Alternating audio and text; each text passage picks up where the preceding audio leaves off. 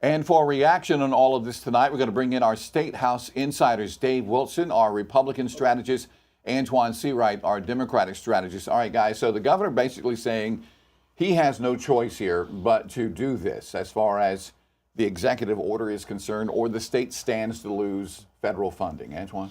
For 40 years, this has been the order of business in South Carolina. All of a sudden, the governor is on his way out. The president sends a signal, and we somehow or another have to reshuffle the deck. I have tremendous respect for Henry McMaster. I think we would call each other friends, but I'm very disappointed in him because he, of any other leader that's ever led our state, understands that seasons change and there will be life after life after Donald Trump. And so this is pure racial politics. And it's racial politics because if his language would have said minorities, that would have included white women, who have, by the way, been the biggest beneficiaries, according to statistics, of diversity, equity, and inclusion programs. But he specifically cited race. I think that's where I have a problem. I'm not saying the governor is racist, but I think this action is racist. So let's back up to how we got here, and that is the Supreme Court came down with a decision that said that race cannot be a factor that goes into college admissions. Mm-hmm. Okay, so when you think about a Supreme Court decision, it has its impact on the one thing that you're taking a look at, but folks at home, it goes well beyond that because it then starts getting applied to other areas of government, and that's exactly, JR, what I think we have seen here. And then you add on top, to Antoine's point, you add on top the fact that the president has made an executive order moving in this direction, putting limits on state funding. States cannot do without that funding. We take our money, we send it to Washington, it ends up flowing back to us in some way, shape, or form.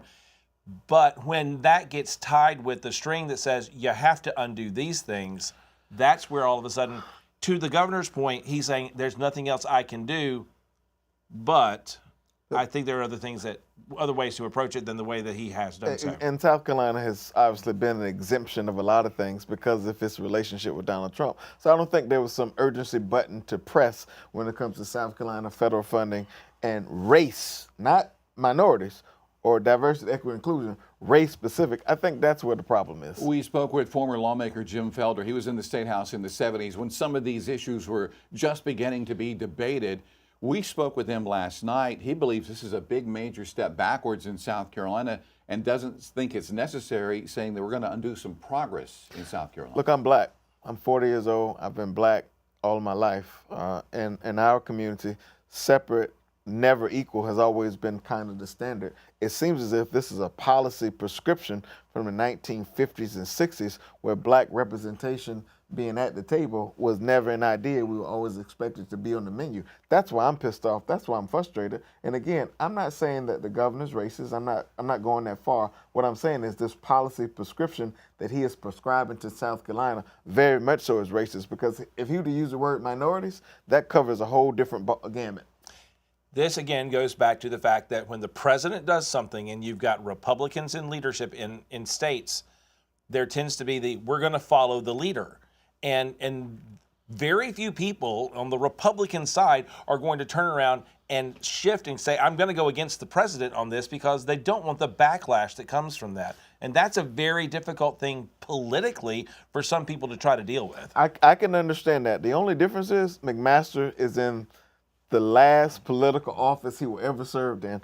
Come next year, he will be done with politics. He will not be the governor of South Carolina anymore. So it's different for some young gun who is aspiring to do something else versus the Henry McMaster, the state's longest-serving governor, who is known to work across the aisle and across various ethnic backgrounds to get things done. The House Speaker Merle Smith says discrimination of any kind is wrong, and so he's on board with changing the laws, he says, along with the Senate president.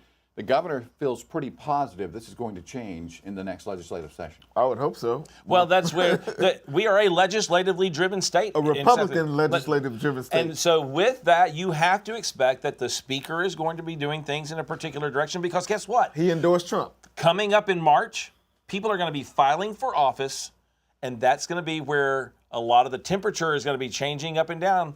About how active people are going to be politically. I would also argue or make the point that Speaker Smith endorsed Trump in the primary. So did others in Senate and House leadership. So it's not lost on me that Trumpism and the MAGA movement has penetrated the South Carolina General Assembly with unnecessary policy agenda items like this. Think about the things that we could reverse that are on the books, like minimally adequate for the state's education standards and so many other things. Yet we find time to prioritize race baiting, unnecessary drama in our state. I think it's unnecessary. And to Antoine's point, if you had looked at it from the full scope of minority versus race, it would be a very different discussion tonight. All right, Dave Wilson, Antoine Seawright. Guys, as always, thank you so very much for your time.